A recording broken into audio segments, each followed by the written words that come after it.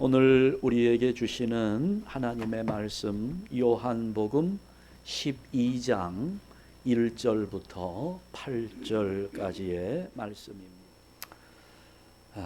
오늘 우리에게 가정이 주어졌다는 것은 하나님께서 허락하신 아주 귀한 은혜요 특권입니다. 하나님께서 우리 인간들이 편안하게 살 수 있도록 두 가지 제도를 만드셨는데요. 가장 먼저 에덴 동산에서 가정 제도를 만드셨습니다. 그리고 타락한 인류를 위하여 예수님께서 이 땅에 오셨고 우리들을 구원하시면서 교회의 제도를 만들어 주셨습니다. 하나님이 직접 만들어 주신 제도는 두 가지입니다. 가정과 교회. 여러분, 그 두 제도 중에 가정이 먼저 만들어졌다는 것을 잘 기억해 주시고, 우리 가정은 하나님이 주신 복이구나, 하나님의 은혜구나 라는 사실을 생각해 보시기 바랍니다. 그래, 우리는 가정이 있기 때문에 그 가정에서 쉴 수도 있고 먹기도 하고 자기도 하고 자기 충전도 이룰 수 있는 것이지요. 그런데 말씀드린 대로 하나님이 가정을 만드셨고 우리에게 복으로 주실 때에는 그냥 먹고 자고 쉬고 휴식하는 기능만 우리에게 주신 것은 아닙니다. 이 가정은 그런 기능뿐만 아니라 더 본질적인 기능을 가지고 있는 곳인데 천국을 미리 맛보게 하시는 겁니다. 가정은 작은 천국입니다. 저는 그래서 우리 한샘 교회에 소속한 여러분의 가정이 하나님께서 본래 계획하시고 설계하신 그대로 이 땅에서 미리 맛보는 작은 천국이 될 수 있기를 주님의 이름으로 축원합니다. 오래전에 2000년이 된다고 밀레니엄이 바뀐다고 해서 1990년대 부분부터 사람들이 많이 혼란스러워 했습니다. 바로 그때 1990년 그 즈음인데요. 여기 미국에서 그래도 좀 안정적인 직장 생활을 하고 있는 사람들을 대상으로 설문조사를 하나 했습니다. 21세기에, 그러니까 지금 우리는 21세기를 살고 있죠. 1990년에는 20세기였습니다. 이제 세기가 바뀌게 되면 2000년부터 그 21세기에 가장 중요한 가치가 무엇인가 하는 설문조사를 했습니다. 상당히 이 안정적인 직장 생활을 하는 분들이 대답을 했는데요. 여러분, 그 조사에서 1위가 행복한 가정이었습니다. 그러니까 우리 삶의 인생에서 가장 중요하고 가치 있는 것은 행복한 가정을 이루는 것이다. 이런 대답이 나왔어요. 이어지는 것은 건강이고 경제적인 풍요, 사회적인 성공, 이제 이런 것들이 이제 순서로 나타났는데, 그런데 한 7년, 8년 지난 다음에 2000년이 되기 직전에 1998년인가요? 99년인가 다시 조사를 했습니다. 그때 다시 조사를 해보니까 한 10년도 채 되지 않는 그런 기간에 순위가 바뀌었습니다. 1위가 돈이었습니다. 돈이 가장 중요하다. 경제적으로 안정되는 것이 중요하다. 그러면 두 번째는 무엇이었을까요? 사회적 성공이었습니다.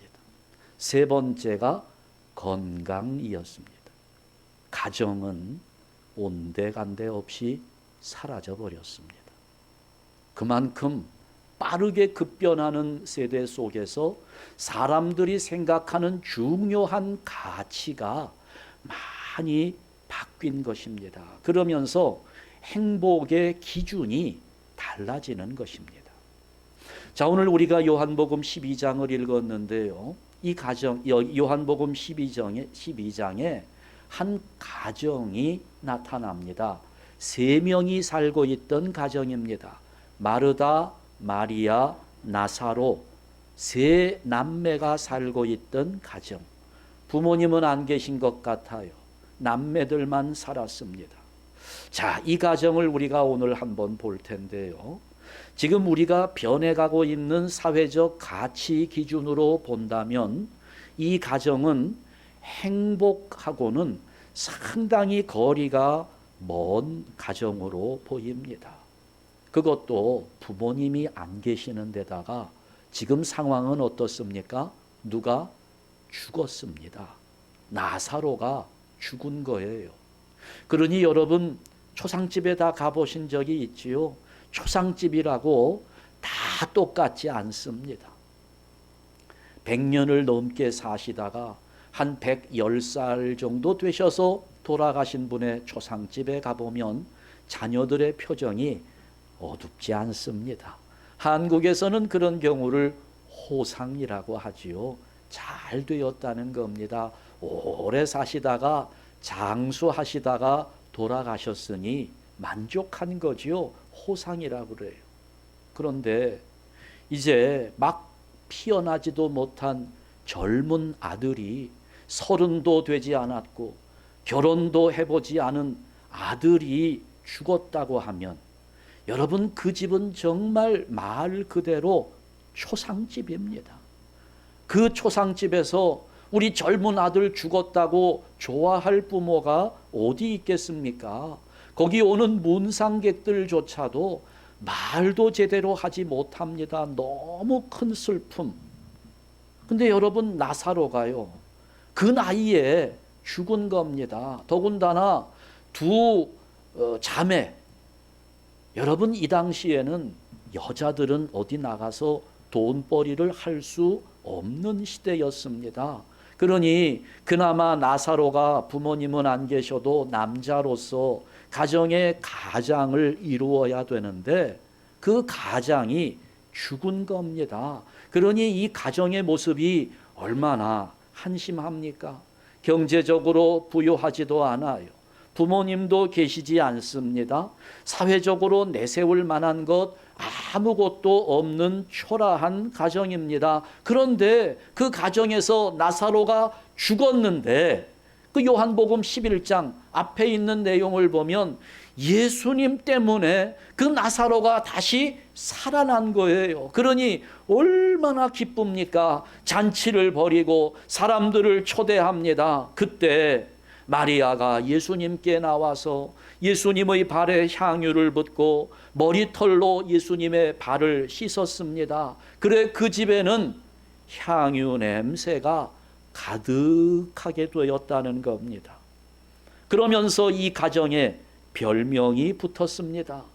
향유 냄새가 가득한 집이라고 그렇게 별명이 붙은 거예요. 얼마나 아름다운 표현입니까? 향유 냄새가 가득한 집.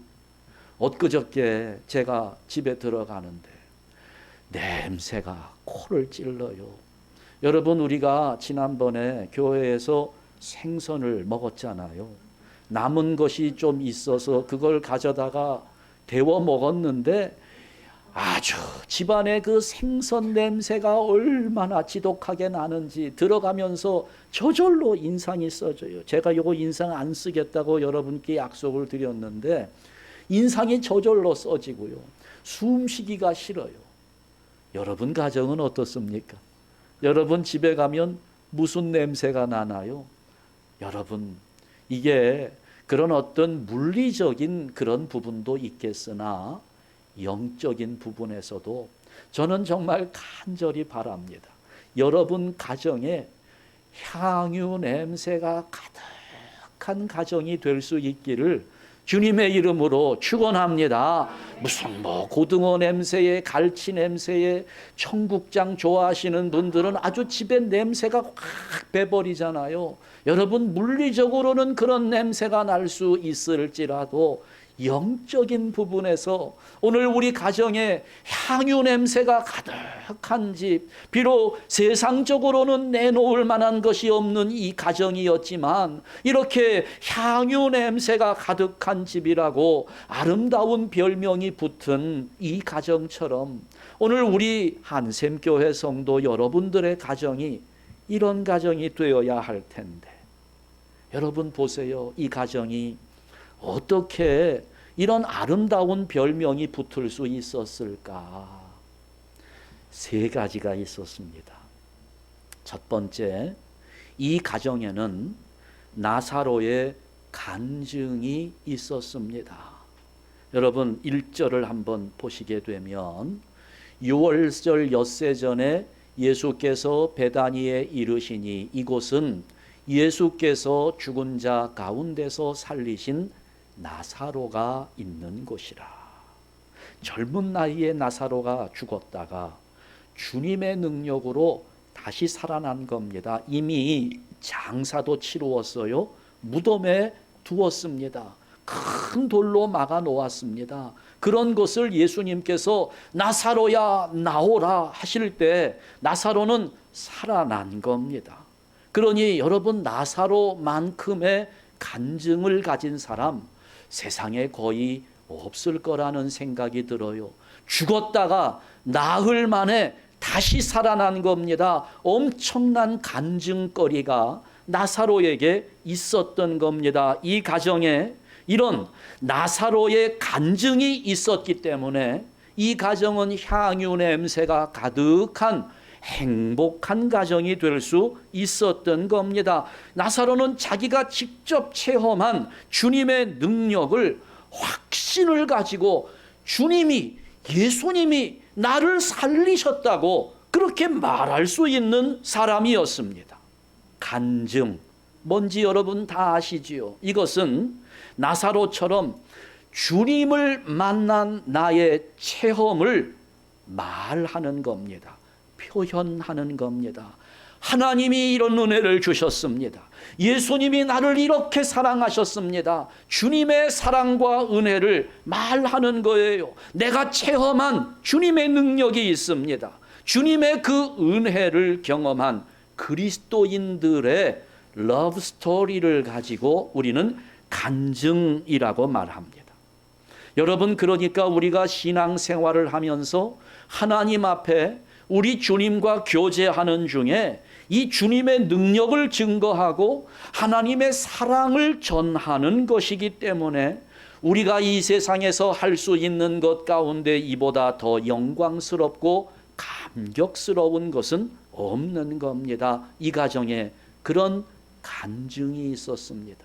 하나님의 사랑이 우리 가정에 임했다고, 예수 그리스도의 능력이 내 인생 가운데 나타나게 되었다고, 하나님을 증거하고 예수님을 증거하는 간증이 있었기 때문에 이 가정은 행복할 수 있었다는 겁니다. 이 간증을 이야기하면 조금 거부 반응을 일으키는 분들이 가끔 계세요. 저도 그런 사람 중에 하나입니다. 때로는 보면 무슨 간증 집회다, 뭐 유명 연예인들을 모셔다가 간증을 하게 하고 거기서 또 많은 은혜도 받고 깨달음도 받고 그러기는 합니다만, 근데 안타까움이 있어요. 뭘까요? 간증을 통해서 하나님이 드러나야 됩니다.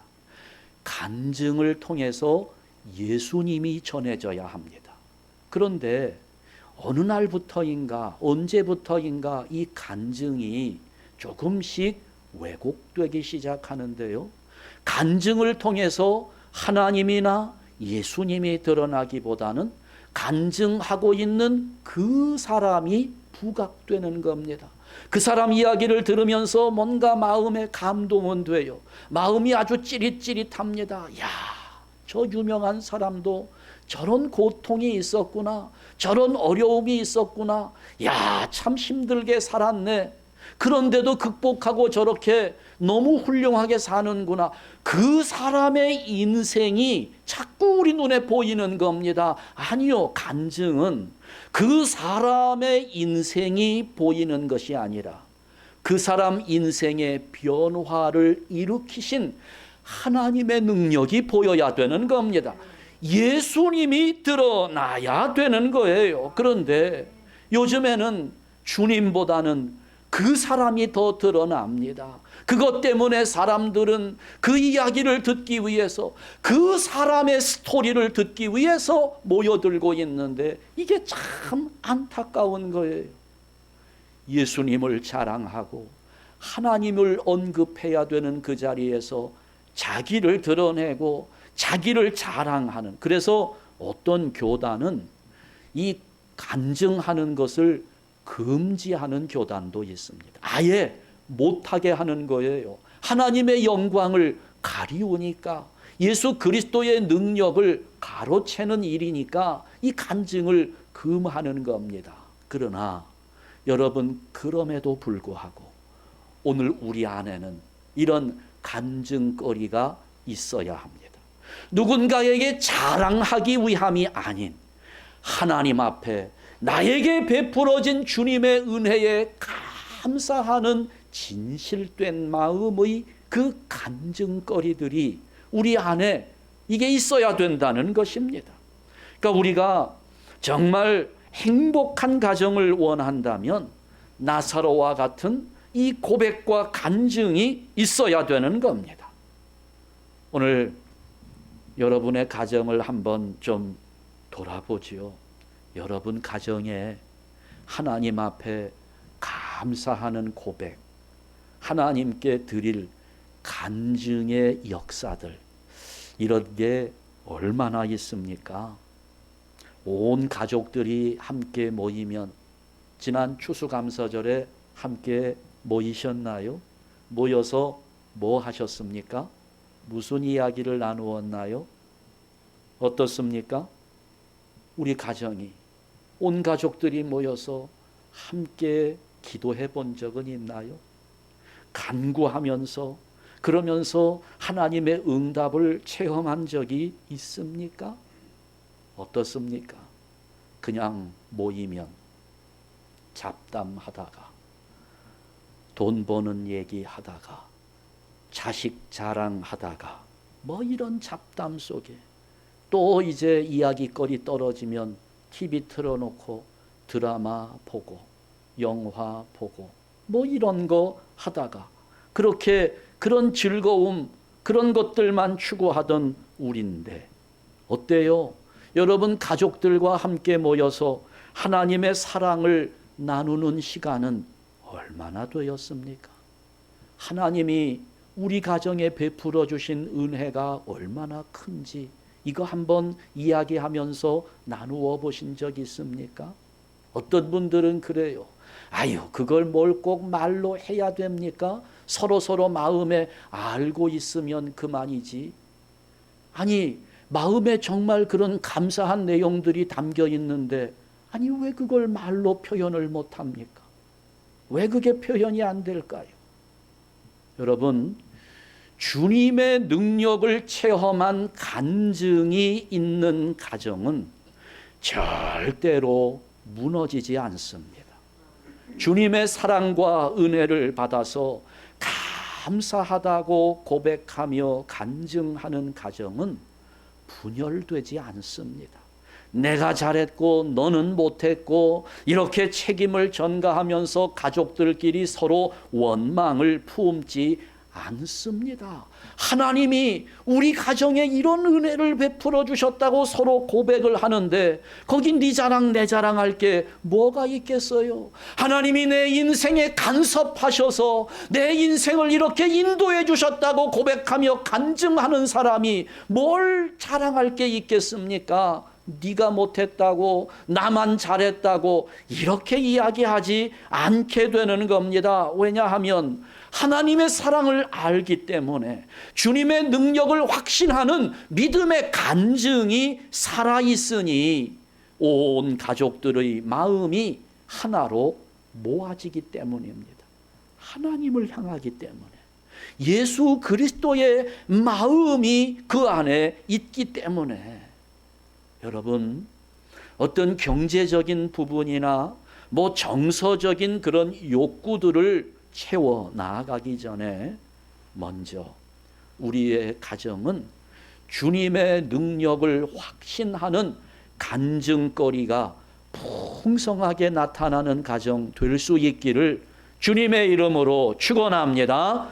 두 번째, 이 가정에는 마르다의 봉사가 있었습니다. 2절 말씀을 한번 보시게 되면, 거기서 예수를 위하여 잔치할세. 마르다가 제일 나이가 많아요. 세 남매 중에 마르다가 뭘 합니까? 마르다는 일을 하고. 여러분, 이 가정에 아주 굳은 일을 도맡아 하는 사람이 있었던 겁니다. 그분이 마르다였습니다. 그 마르다는 이 가정에서 아주 열심히 일을 했던 사람이에요. 얼마나 열심히 일했는지, 너무 열심히 일한다고 야단도 한번 맞은 적이 있습니다. 이전에 예수님께서 이 가정을 방문했어요. 주님이 오셨으니 대접하기 위해서 막 음식을 만드는데 마르다는 너무 분주했습니다. 이것도 해야 되고 저것도 해야 되고 손이 모자라는데, 아니 동생 마리아는 예수님 앞에 다소곳이 앉아서 이야기만 하고 있는 거, 말만 하고 있는 거죠. 여러분 같으면 그런 동생 어떻게 하시겠습니까? 얄밉지요. 네. 그래 예수님 찾아와서, 아이 주님, 얘한테 와서 나 좀 도와주라고 얘기 좀 해주세요. 내가 지금 너무 바쁘고 힘이 드는데, 아니 얘가 이렇게 주님하고 이야기만 하고 있으니. 그랬을 때 예수님께서 마르다는 더 좋은 편을 택하였다고 예수님 말씀하세요.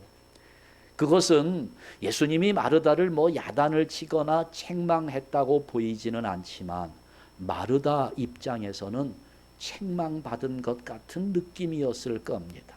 야단 맞은 것 같은 느낌이었을 거예요. 나는 주님을 위해서 이렇게 봉사하고 있는데 일하지 않고 저렇게 예수님과 만나 이야기만 하고 있는 동생 일 좀 시키려고 했는데 예수님은 마리아 편을 들어주고 있잖아요.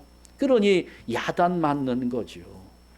여러분은 그럴 때 어떻게 반응하시겠어요? 여러분이 마르다의 입장이라면 어떻게 반응합니까? 많은 사람들은 그럴 때 화가 나죠. 일하기 싫어집니다. 에라 나도 모르겠다 하고 그냥 막 이렇게 심술을 부리기도 하지요. 빗나갑니다. 그런데 마리아는 그런 경험이 한번 있음에도 불구하고 그런 꾸지람 같은 예수님의 반응을 보았으면서도 빗나가지 않습니다. 여전히 뭘 합니까? 일합니다. 봉사하는 겁니다. 왜냐하면 이제 알거든요. 예수님께 함께 교제하면서 말씀을 듣고 하는 것이 더 좋은 일이라는 것을 알지만 이걸 내가 하지 않으면 할 사람이 없음을 스스로 생각하는 겁니다. 그러니 그냥 그 일을 하는 겁니다. 간혹 왜 불평이 생기지 않았겠어요? 그러나 그래도 우리 가정을 위한 일이니 그 일에 헌신했고 가족들은 이 마르다의 헌신으로 많은 유익함을 얻을 수 있었을 겁니다. 만약에 이렇게 가정에서 가족을 위해 봉사하는 사람이 없다면, 가족들을 섬기지는 않고 대접받기만 원하는 가족들이 즐비해 있는 가정이라면 그 가정에는 문제가 생기기 마련입니다. 봉사하는 것은 가정의 평화를 가져올 뿐만 아니라 본인에게도 큰 기쁨을 가져다 주는 겁니다. 아주 유명한 분인데요, 폴 트루니에라는 분이 계세요. 의사입니다. 크리스찬 의사였던 분인데, 그 폴 트루니에가 자녀 교육에 대해서 한마디 하셨어요.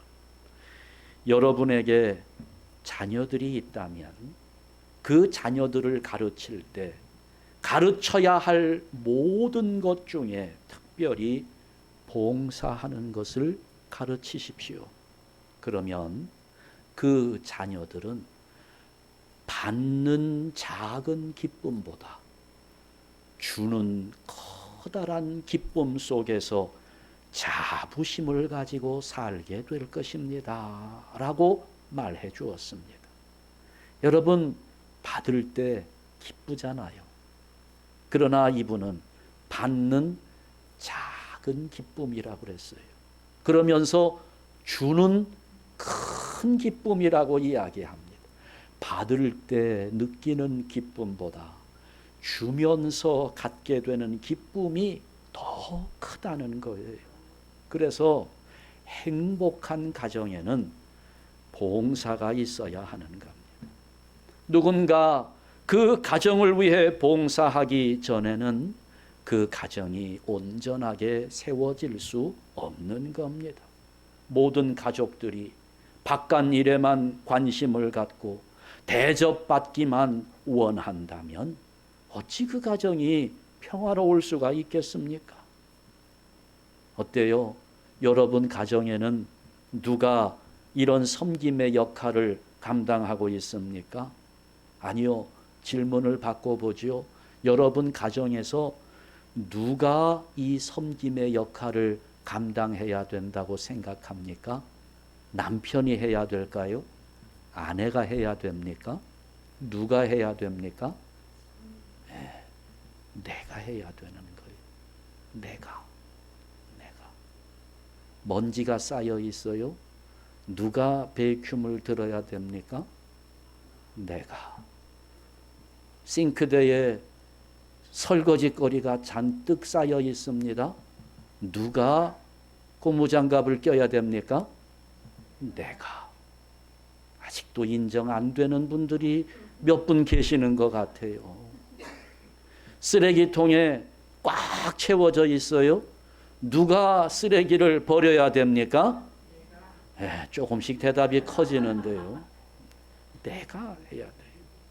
다른 사람이 나를 위하여 섬겨주기를 기대하지 말고 남편으로서 내가, 아내로서 내가, 부모로서 내가, 자녀로서 내가 가족들을 섬길 수 있는 방법을 찾고 그 방법대로 행하며 사는 겁니다. 그런 봉사가 있을 때 다른 사람이 아닌 바로 내가 내 가족들을 섬기는 그 모습 속에 우리 가정은 점점 행복한 가정으로 변해갈 것이고, 그런 우리 가정에는 향유 냄새가 가득한 집으로 업그레이드 될 수 있는 것입니다. 세 번째, 이 가정에는 마리아의 헌신이 있었습니다. 3절 말씀을 한번 보시죠. 마리아는 지극히 비싼 향유 곧 순전한 나드 한 근을 가져다가 예수의 발에 붓고 자기 머리털로 그의 발을 닦으니 향유 냄새가 집에 가득하더라. 간증이 있어야 되고 봉사가 있어야 되는데 그 중에서도 정말 필요한 것은 헌신이 있어야 된다는 겁니다. 주님을 향한 헌신이 있어야 된다는 거예요. 여기 유대인들의 사회에서는 자기 집에 손님이 올 때 그 손님에게 발을 씻을 수 있도록 물을 떠다 주는 것이 예절이었습니다. 그런데 지금 마리아는 물을 떠다 주는 것이 아니라 뭘 가지고 갔어요? 자기가 소유하고 있는 가장 귀한 것, 여기 향유는 처녀들이 시집 가기 위해서 계속 준비해 놓는 겁니다. 값이 많이 나가기 때문에 조금씩 준비했다가 자기 시집 갈 때 사용하는 거예요. 그걸 몽땅 가지고 와서 어떻게 했어요? 그걸 그냥 예수님 발에다가 부어버린 겁니다. 순전한 나드 한 근 꽤 많이 모았습니다. 여러분, 이게 5절 말씀을 보면 가룟 유다가 이걸 돈으로 환산을 하는데요, 300데나리온 정도 된다고 환산을 했어요. 300데나리온이면 오늘날로 칠 때 얼마의 값어치가 있을 것인가? 한 데나리온은 일반 노동자가 하루 동안 일을 해서 받는 품삯입니다. 그러니까 300데나리온이면 300일 동안, 우리가 1년 동안 일하는 연봉에 해당됩니다. 요즘에 일하는 분들 인건비가 많이 올랐지요. 전에는 뭐 한 100불 기준으로 생각했는데 이제는 그거 가지고 택도 되지 않아요. 그러니까 지금의 가치로 계산한다면 지금 이 순전한 나드 한 근 300데나리온은 한 5만 불 이상의 가치가 되는, 그걸 지금 예수님 발에다가 다 쏟아 부었다는 겁니다. 그리고 자기 머리를 풀었어요. 머리로 발을 닦아 드리고 있습니다. 이 머리를 풀었다는 것은 나의 모든 것을 다 바쳐 드린다는 의미가 담겨 있는 행위입니다. 그러니까 지금 마리아는 자기의 몸과 마음과 자기의 물질, 이걸 다 바치면서 주님 앞에 헌신하고 있는 겁니다. 물론 상당한 가치가 있는 것이기 때문에 이걸 돈으로 바꾸어서 어떤 일을 도모하고자 하면 많은 사람을 유익하게 할 수도 있습니다. 가난한 자들을 도와줄 수도 있는 것이었어요. 가룟 유다는 그걸 비난했습니다. 그러나 마리아는 이것을 주님의 발에 부었습니다. 참 아까운 마음이 들어요. 낭비로 보입니다. 아니, 왜 이렇게 이것을 낭비하는가? 물로 닦아도 되는 것을 자기 값비싼 향유를 가져다가 예수님 발에 이걸 다 부어버렸으니 낭비로 보여요. 아깝기 그지 없습니다. 학자들은 그래서 이것을 거룩한 낭비라고 이름을 붙였습니다. 왜 마리아는 그렇게 했을까요? 우리 가정을 향한, 우리 가족들을 향한 주님의 은혜와 사랑을 잘 알고 있었기 때문입니다. 자기 오라비를 죽음에서 살려주신 주님께 감사하는 겁니다. 나사로를 살려주셨으니 나드 한 근 이 정도 가지고도 주님의 사랑에는 모자란다고 판단하는 거지요. 그러면서 그 주님을 향한 감사의 마음과 자기 사랑을 여기 발에 향유를 쏟아 부으면서 표현하고 있는 겁니다. 자기 머리털로 주님의 발을 닦으면서 그 자기의 마음을 표현해 드리는 거예요.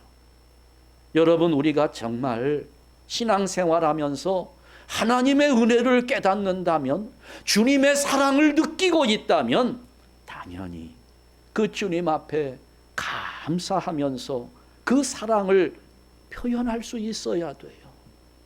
너무 우리는 표현하는데 인색합니다.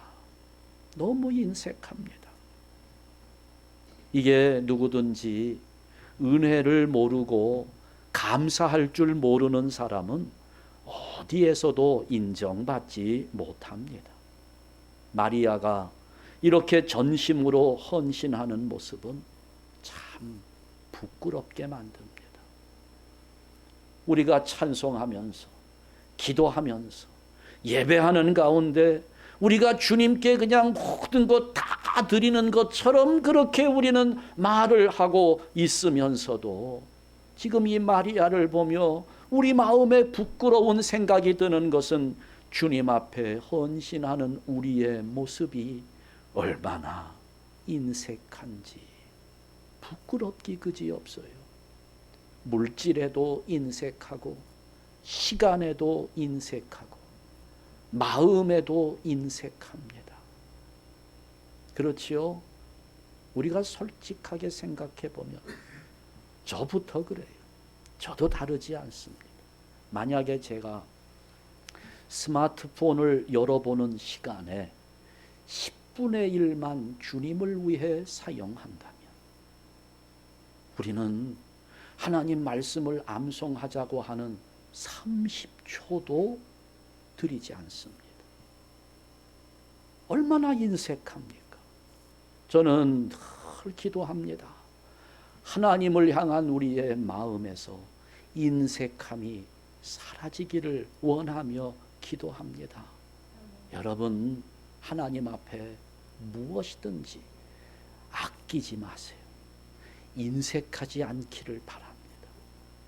우리가 하나님께 드리면 하나님 그거 확 잡아채셔서 고개 돌리시지 않습니다.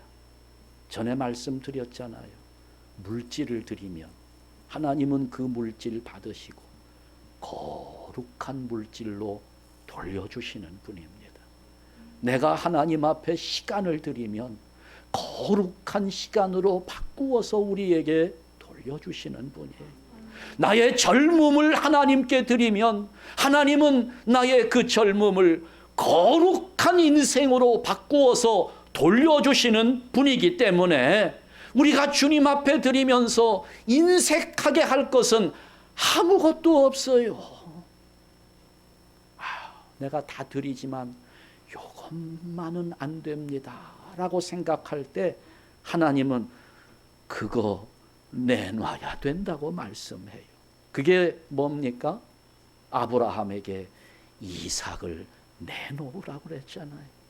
제물로 드리라고 그랬습니다. 아브라함이 정말 이것만큼은 내가 드릴 수 없는데 내놓으라고 하시니 그거 드리는 겁니다. 드렸더니 하나님께서 다시 돌려주시잖아요. 그 이삭을 통해서 나라가 번성해지고 민족이 번영하고 결국은 그 핏줄을 통해 누가 옵니까? 예수님이 이 땅에 오신 거 아니겠습니까? 하나님은 그렇게 바꾸어 주시는 분이라는 거예요.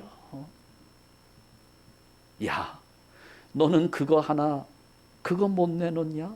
그거 내놓으라고 한다고 내가 그렇게 원망스럽냐? 아니 하나님 도대체 뭡니까? 이것마저 뺏어가려고 합니까? 도저히 못 내놓겠다고 하냐?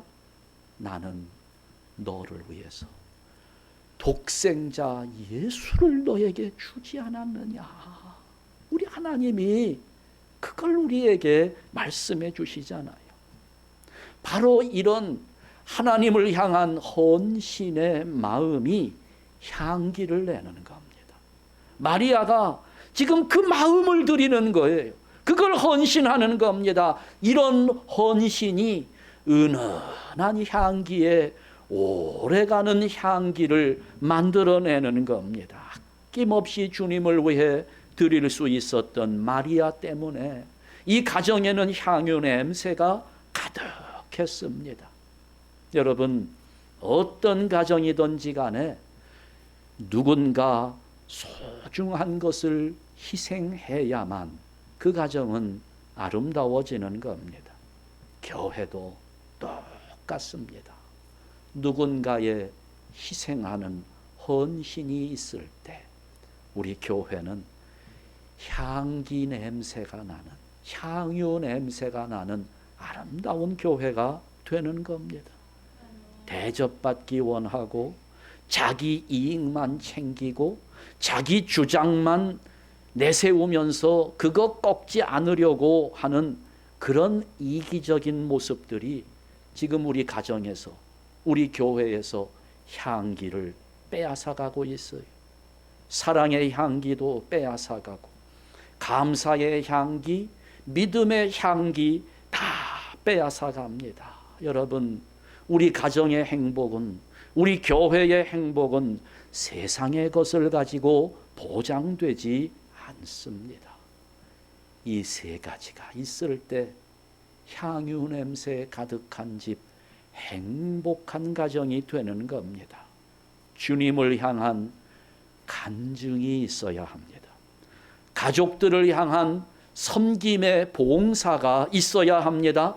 소중한 것을 양보할 줄 아는 아름다운 헌신이 있을 때 그 가정은 행복해지는 겁니다. 오늘 우리 한샘교회 성도 여러분들의 가정에 이 세 가지의 요소가 든든하게 세워지기를 주님의 이름으로 축원합니다.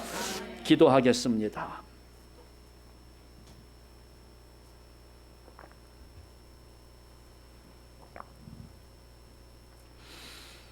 하나님 아버지, 오늘 우리에게 가정을 허락하시고 교회를 허락하여 주시니 감사합니다. 또한 우리의 가정과 교회를 정말 행복하고 사랑이 넘치는 곳으로 가꾸라는 새로운 도전도 주시니 또한 감사합니다. 오늘 우리 한샘교회 성도들의 가정들이 하나님께서 즐겨 찾으시는 가정이 되게 하여 주시고 우리 한샘교회가 하나님 앞에 영광을 돌려드리는 향유 냄새가 가득한 자리 되게 하여 주시옵소서. 세상에 그 어떤 사람들에게 내어놓아도 부끄럽지 않은 주님의 가정이 되게 하여 주시옵소서. 오늘 우리 가정에 주님을 향한 사랑과 고백이, 감사의 고백이 끊이지 않도록 인도하여 주시고 우리 주님을 향한 찬양과 기도의 소리 또한 사라지지 않게 하여 주시옵소서. 모든 것을 합력하여 선을 이루시는 하나님 아버지, 우리 가정이 어느 한 사람의 노력만으로 행복해질 수 없음을 잘 압니다. 이제라도 우리의 온 가족들이 각자의 자리에서 가정을 소중히 여기는 섬김의 역할을 잘 감당하도록 도우시고 서로를 위해서라면 세상의 무엇과도 타협하지 않는 용기를 갖게 하셔서 헌신하는 가운데 날마다 아름다운 향기가 가득한 행복한 가정이 되게 하여 주시옵소서. 우리를 사랑하시는 예수 그리스도의 이름으로 기도하옵나이다. 아멘.